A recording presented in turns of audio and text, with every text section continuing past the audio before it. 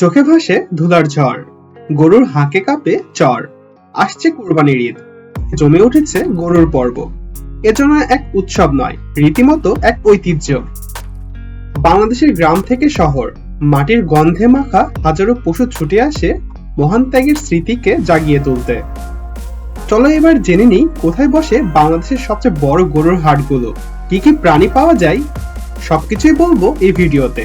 জানতে চাইলে শেষ পর্যন্ত দেখার অনুরোধ রইল। তো বন্ধুরা, শুরু করার আগে আপনারা যারা আমাদের চ্যানেলে নতুন এসেছেন, চ্যানেলটি সাবস্ক্রাইব করে আমাদের সাথে থাকবেন আশা করছি।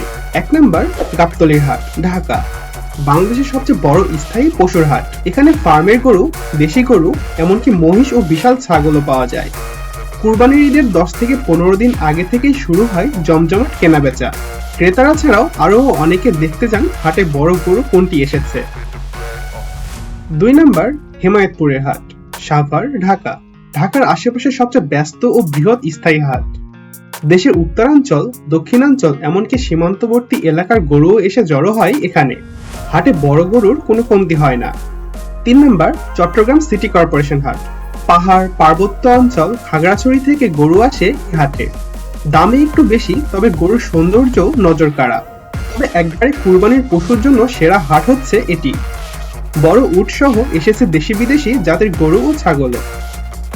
4 নম্বর, কাচারিপাড়া হাট, চাঁপাইনবাবগঞ্জ। এই হাটের বিশেষত্ব হলো দেশি বড় জাতের গরু এবং কখনো কখনো সীমান্ত ঘেঁষা অঞ্চল থেকে আসা গরুগুলোও পাওয়া যায় এখানে। দেশি গরু, শাহিওয়াল, ব্রাহ্মা জাতের গরুও দেখতে পাওয়া যায়। ঠিক তেমনই বেশি আসে ইন্ডিয়া দেশের বেশ ভালো ভালো জাতের গরু। 5 নম্বরে রয়েছে সাতকড়িয়া হাট, সিলেটে। পাহাড়ের পাদদেশে বসা সিলেটের গরুর হাটের ঐতিহ্য বহু পুরনো। এখানে আসে পাহাড়ি গরু, ছাগল ও ভেড়া। হাট জুড়ে থাকে এক আলাদা সৌন্দর্য। 6 নম্বর, খুলনা নিরালা হাট। সুন্দরবন এলাকার আশেপাশের গরুগুলো এখানে আসে। এই হাটে দেশি গরুর চাহিদা সব থেকে বেশি। 7 নম্বর, রংপুর কেন্দ্রীয় হাট, উত্তরবঙ্গের অন্যতম প্রাচীন ও বড় হাট।